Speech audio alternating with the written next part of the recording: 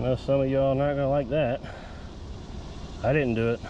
I'm out here running out of zip ties and somebody else has got some to spare. Sure, why not? So we got a few numbers. 93 model. We're here to see why it's not running. Huh. That's a lot of wires. That's a lot of wire nuts. So 93 to 25. What is that, 32 years old? Those look like original compressors. 93. Okay. So somebody has put in some automatic resets and zip ties. Another automatic reset.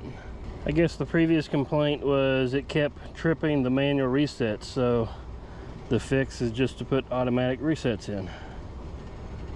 Well, I don't like that.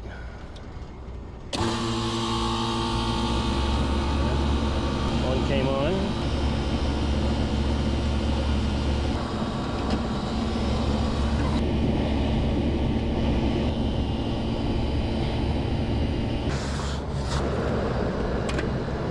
Calling for stage 2, so R22, so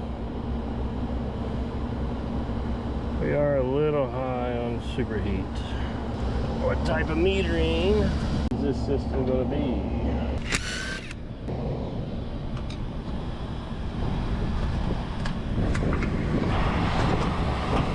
So belt drive motor and expansion valves. While we had the door off, that suction pressure kind of tanked, temperature tanked. It's coming back up. So this one here on the left is the one currently running. It is warm. There's something you don't see every day.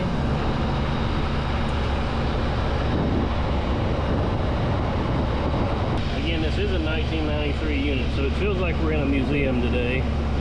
These tubes are just a tube that extend down through the liquid line there for you to put your thermometer so you can properly get a subcooling. Somebody at some point stuck this cap over the end of it. We'll leave it back, it's cute. I was 13 years old when this unit was made. 6 years after this unit was made was when I started working in HVAC. So we want to test. So we're going to hook up to measure our liquid. We'll give it a little bit there with the panel back in place.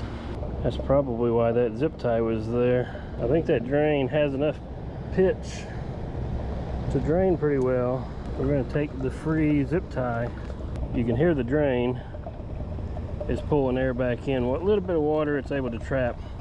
So if we lift this up here, I think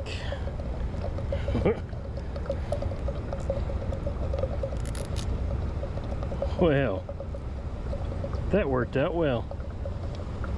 That's what they're talking about. When these sit in the sun too long, they get brittle. That is a fact.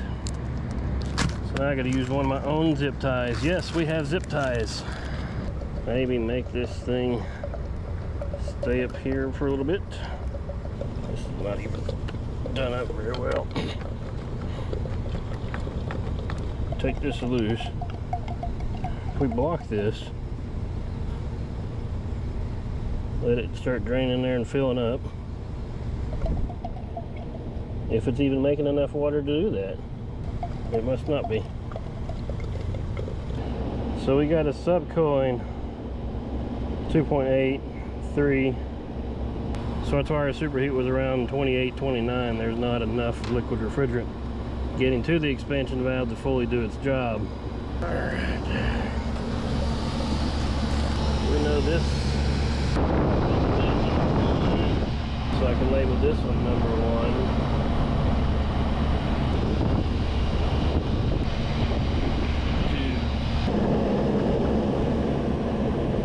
Alright, so I just pulled back the insulation on Y2. Jump the fan. Y2 did kick on. So I'll check the other stage here. We'll give it a few minutes since it has not been running. And it looks like it's going to be low on refrigerant too. Alright, well, So that brings up a good topic of discussion. What's the going rates for R22 in what areas? I want to say the last I saw our pricing on R22 was around 200 a pound, 175 to 200 a pound, somewhere in that ballpark. But I'm real curious on what some of the other prices are out there. And how do you guys handle it when they say, well, how much refrigerant does it need? Don't know. Until we add it in there, don't know. It's a shitty answer to give them, unless I've been sheltered and there is a way to tell how low it is before we start adding. 26 years and I've not seen one yet. So if you guys can tell me how to do that, you'll be teaching me something for sure. I mean, it's been running without fail. I no longer hear the drain, so it must have filled up. That still looks pretty damn dry though. I guess we'll be done here for a little bit. We'll get them some pricing, see exactly what they want to do.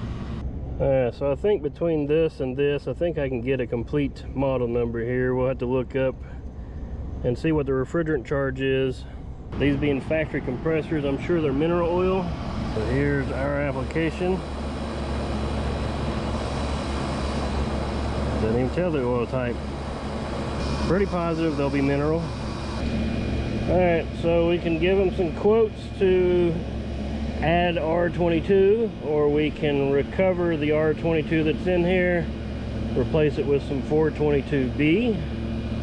I'm gonna guess cost-wise, adding the R22 would probably be the cheaper route at this point. I don't think we're gonna be terribly low. I guess we're just gonna make us a new hoe here. All right, we'll see you on the next one.